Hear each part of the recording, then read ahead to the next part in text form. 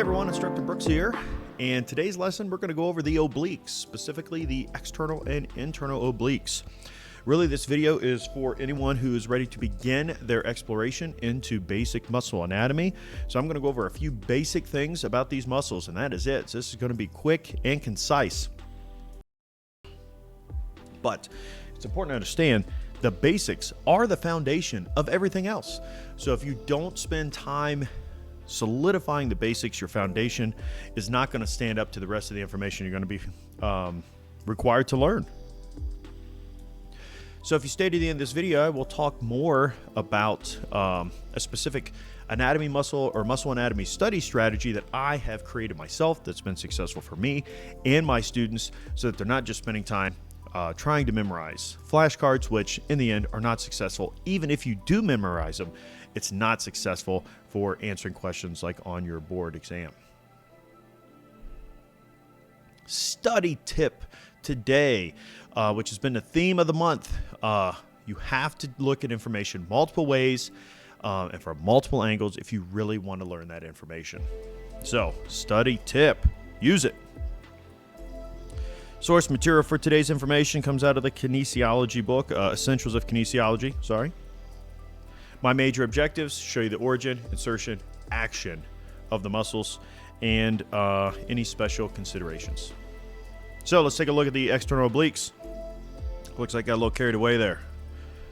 So one of the mistakes instructors make, in my opinion, and students, is when they take a muscle that clearly has multiple attachments and proximal and distal and try to learn it all at once. Everyone's wanting to eat the elephant at once, and that's not going to work. So we need to not do that. So if we look at conceptually here, when we look at the proximal attachment for the external obliques, you're going to see those rib cages, or along that rib cage, and you're going to see attachments here along the pelvis, and they don't have it on here, but the linea alba as well. So, you know, you can take your time and start, getting specific on those attachments. But mainly, if you understand rib cage and the iliac crest, pretty awesome right there. Because what we need to do is, a lot of students miss the actions. So if you look at the line of pull here, okay, if this towards the rib cage moves towards the iliac crest, that's going to bring you down, of course, and in. So if this is the right side, which it is, you look at me here in the thing, my right side contracts, I'm going to go down and to the left, So this is why the external obliques do contralateral rotation. If they both contract at the same time bilaterally, then it'll do normal thoracolumbar flexion. External obliques, contralateral rotation, okay? And like I said, as you get better, you can start to, fine-tune these attachments, but don't try to eat it all at once. You'll never do it. Internal obliques. All right, so looking at these guys here, same concept. Take your time learning the origin and insertion, because most test questions, honestly, don't deal with specific origin insertion. Maybe one. More often than not, it's going to be something conceptual, especially when you get in the clinic. That's what you really need to understand as well. But it doesn't mean you don't need to know the origin insertion. It just means that's not the only bite you need to take out of this thing.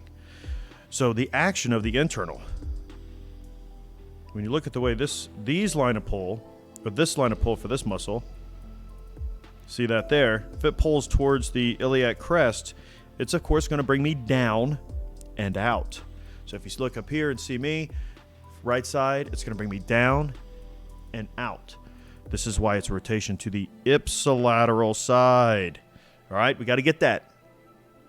And then once you get that, you can start, like I said, fine-tuning specifically how they define all these attachment points.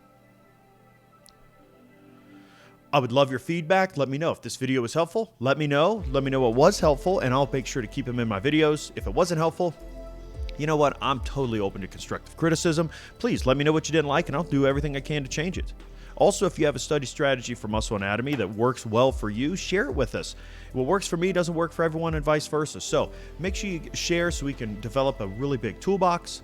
And if there are other muscles you'd like me to go over, hey, put those down in the comments section below as well. So what now? Well, hey, we're done. That was pretty awesome, pretty easy, pretty sweet, and concise. So make sure you smash that like button if you like this video. Click subscribe, become a member of our community that's ever growing to take you through school and onward.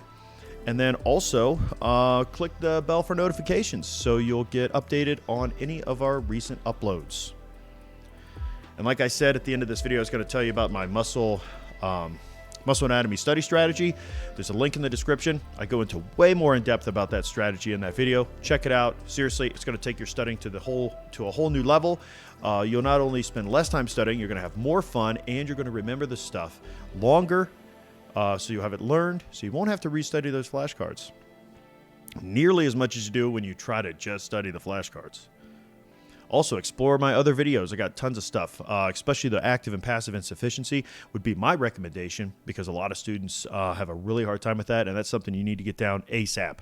I was actually just online with a student and talking about that, how, looking at test questions that were missed and be like, hey, you got to get this active passive insufficiency down because you're just throwing away easy test question answers. Easy points, getting rid of them. Don't do that. And last, check out the instructorbrooks.com website.